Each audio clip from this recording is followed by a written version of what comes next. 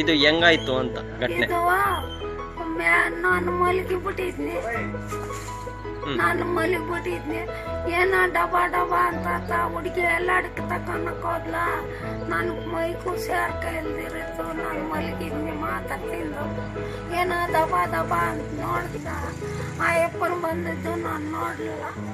ಯಾರಿದ್ದು? ಅವ್ರ ಯಜಮಾನ ಬೀಗ ಹೊಡೆದಾಕಿ ಗ್ಯಾಸ್ ಅನ್ಸ್ಬಿಟ್ಟು ಹೋಗಿರೋದು. ಆಮೇಲೆ ಅವ್ನು ಹೊರಟೋದ್ಮಕ್ಕ ಯಾರು ನೀನು ಯಾರು ಅಂತ ಕೇಳಿ ನೀನೇನ್ಕೆ ಹೋಗಿದ್ದ ಮ್ಯಾಕ ನೋಡ್ಕೊಂಬರಕ್ಕೆ ಹೋಗಿದ್ನಿ ಅಂತೇಳಿ ಅವನು ಹೊರಟೋದ್ನ. ನಾನು ಅಮ್ಮನ ಕರೆಗೆ ಹೋದ್ನಿ ಅಷ್ಟೇ. ಬರೋಷ್ಟೊತ್ಕ ಅಲ್ಲಿನ ಕಲಿಗೆ ಬರೋಷ್ಟಾಗೈತೆ. ನಾಗಮ್ಮನ ಗಂಡ ಅವನು ಮ್ಯಾಕ್ ಹೋಗಿದ್ದು ನೋಡೋಲ್ಲ.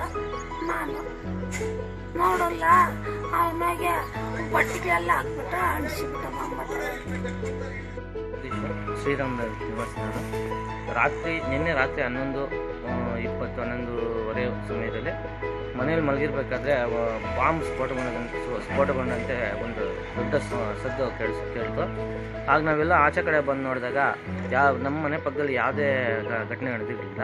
ಸ್ವಲ್ಪ ದೂರ ನಾವು ರಸ್ತೆಗೆ ಬಂದು ನೋಡಿದಾಗ ನಮ್ಮ ಮನೆ ಸ್ವಲ್ಪ ದೂರದ ಬಿಲ್ಡಿಂಗ್ ಒಂದು ಗ್ಯಾಸ್ ಬರಷ್ಟಾಗಿ ಬಿಲ್ಡಿಂಗ್ಗೆ ಸ್ಫೋಟಗೊಂಡಿತ್ತು.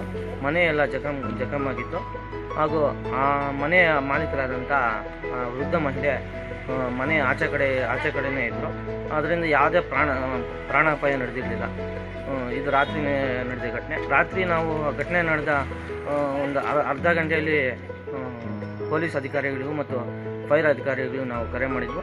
ಅವರು ಸಮಯಕ್ಕೆ ಬಂದು ಇಲ್ಲಿ ನಮಗೆ ಸ್ಪಂದಿಸಿ ಅಗ್ನಿಯನ್ನು ನಂದಿಸುವುದರಲ್ಲಿ ಅವರು ಯಶಸ್ವಿಯಾದರು.